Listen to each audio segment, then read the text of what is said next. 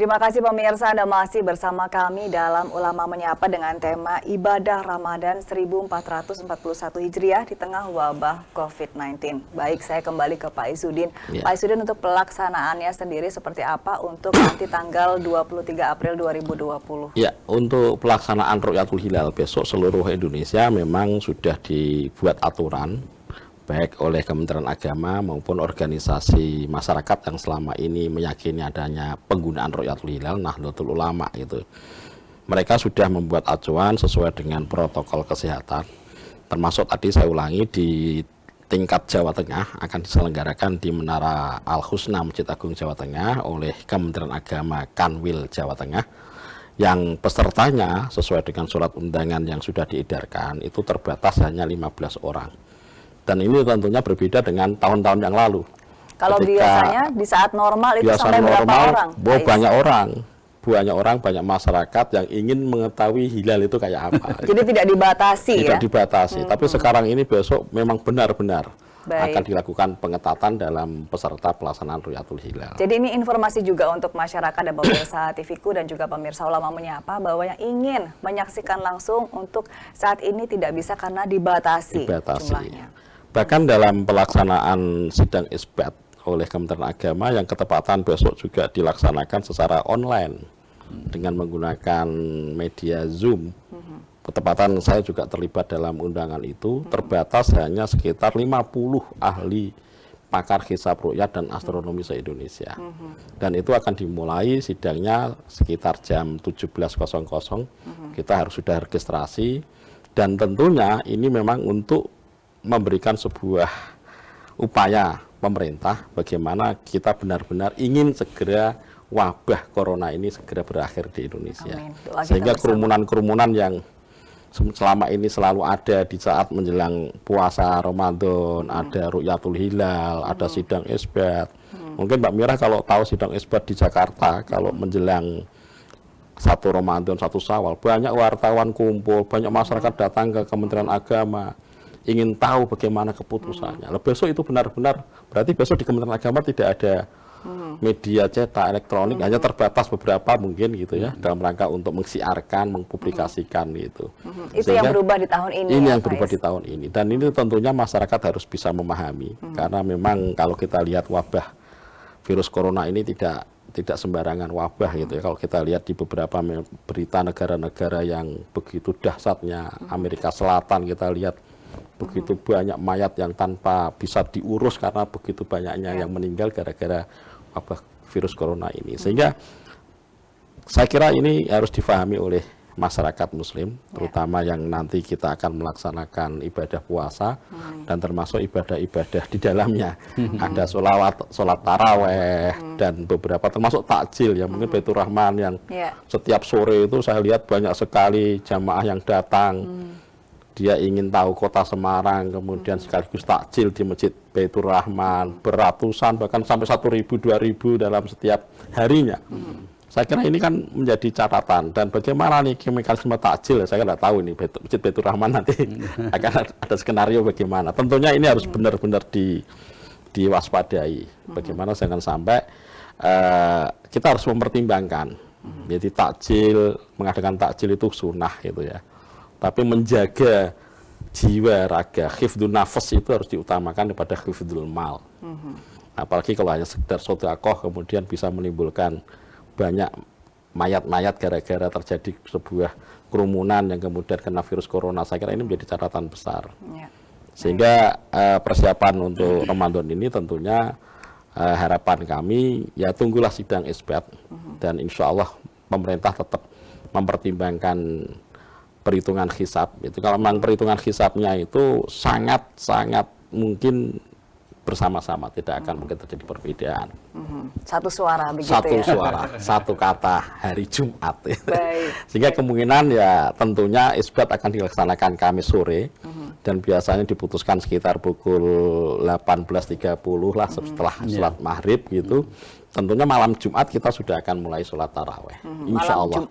Malam Jumat sudah mulai ada nanti kita nantikan bersama keputusan dari pemerintah ya. Baik, kalau dari Baitur Rahman sendiri, Kiai Multazam, ini pasti ada ritual-ritual yang berbeda.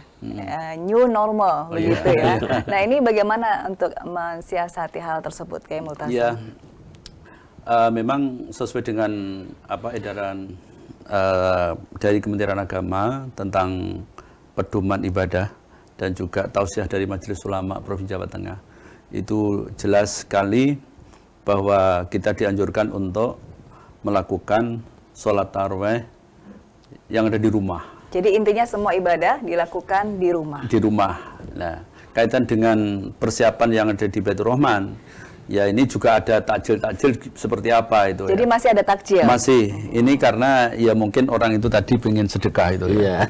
Kita tidak melarang itu kan. Ya, tapi masjid tetap hidup. Masjid tetap kita dalam suasana yang tetap hidup. Artinya misalnya ada tadarus tetap. Terus mau menjelang puasa ada ngaji-ngaji tetap. Ya, bagaimana kalau himbauan untuk ibadah di rumah itu tidak diindahkan masyarakat? Masyarakat masih berjubel dan berkerumun untuk menuju ke ya, masjid. kalau di Masjid Baitur Rahman kita sudah betul-betul lock, sudah sejak lama itu kan. Jadi sudah ada pengumuman yang ada di gerbang itu. Satu adalah tidak ada, untuk sementara tidak melakukan sholat Jumat itu sudah ada di masjid maksudnya. Ya, yang kedua adalah tidak mengadakan untuk puasa ini ada sholat tarawih untuk tahun ini di Masjid Baitur Rahman. Ini jelas kita sudah memberi sosialisasi kepada masyarakat. Memang kita untuk merubah di dalam hal ini apa yang kita sebut sebagai kehidupan new normal ya. Kehidupan yang baru gitu kan. Ini memang butuh waktu, Pak. Cara beribadah yang Cara baru. beribadah yang tanpa mengurangi kekhusukan ibadah. Betul. Yang dulunya kita rame-rame ada buka bersama. Ya, sekarang tidak. Dulu orang semangat untuk pingin menggapai pahala yang besar untuk di masjid, untuk sholat tarawih dan sebagainya. Berbondong-bondong. Nah, tapi sebenarnya substansinya nilainya juga sama. Karena ini ada masalah yang sangat serius sehingga kita mengutamakan di dalam bahaya ini harus didahulukan. Maka kalau kita yang disampaikan oleh Kiai Izzuddin tadi itu mengutamakan itu lebih utama. Atau istilah di dalam usul fikih itu darul mafasid muqaddamun ala jalbil masalah. Memprioritaskan bahaya yang lebih besar itu lebih utama daripada mengambil sebuah manfaat. Itu jadi kita akan tahu ya, oh ya ini karena ada kerumunan dan lain sebagainya. Itulah dimungkinkan menurut kacamata medis bentuk-bentuk kerumunan itulah. Ini yang harus kita waspadai. Di masjid-masjid yang kita khawatirkan itu kan pendatang-pendatang yang tidak tahu itu kan. Siapa yang akan bisa mengoreksi? Misalnya Mbak Mira aja datang, saya tidak tahu Mbak Mira itu sehat atau tidak, saya kan tidak tahu. Dan itu bisa berpotensi menjadi carrier. Bisa berpotensi. Itulah sebenarnya di situ.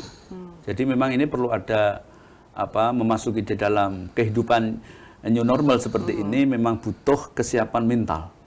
Ya, ini harus betul-betul ngapa sih di masjid ya lebih enak masak di rumah dan sebagainya gitu kan. Ini harus kita sosialisasikan. Jadi nilai ibadahnya menurut Kiai Izzuddin tadi kan sama. Ya. Tinggi juga itu kan, tidak ada berubah sedikit pun. Gitu. Baik, tapi apakah sudah ada substansinya untuk mengganti yang biasanya dilakukan, misalnya dengan cara live streaming atau bagaimana? Oh iya, terima kasih. Itu sudah kita siapkan itu kan. Misalnya barusan tadi Kiai Daroji selaku Ketua Umum Yayasan Masjid Baitur Rahman juga sudah tadi rekaman itu ya. Nanti akan kita putar sehingga kita hidupkan masjid itu tetap yaitu marhaban ya Ramadan temanya. Nanti berikutnya misalnya Pak Izzuddin, saya dan lain sebagainya nanti ada.